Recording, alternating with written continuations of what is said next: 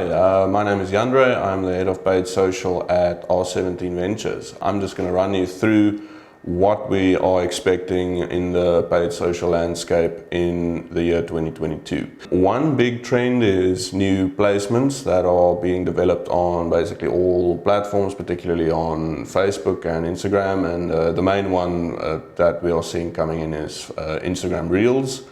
There will also be the continuing impact of tracking changes due to the iOS update.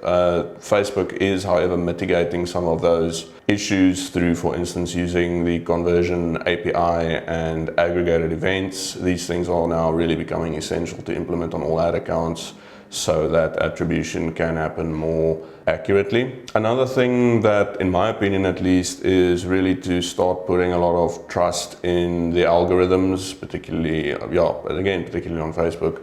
So in the past there was a lot of debate around should one use, for instance, audience expansion features. There was debate around that. The debate now strongly leans towards actually using that and really trusting the algorithm a lot more.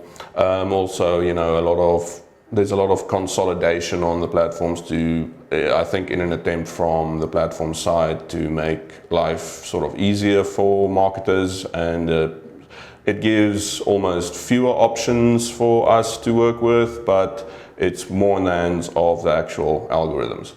Another big thing that has been happening this year, and I think will be a continuing trend into 2022, is definitely the changing platform demographics. It's a known fact that the audiences on Facebook are becoming older and older, versus Facebook is struggling to attract younger users, which has a few impacts in terms of what platforms for paid social to use depending on your target market.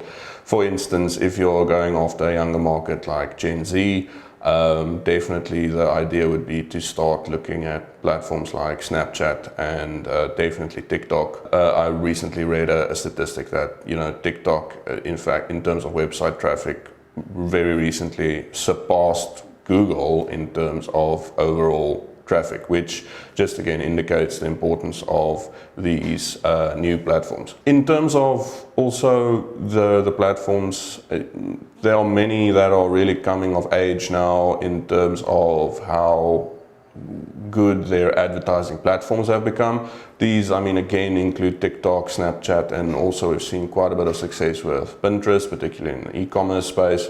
So the idea would be really to get in on those platforms early, to have a first mover advantage, and also save some money whilst testing on these platforms for the reason that CPMs are still quite low, clicks are still quite affordable.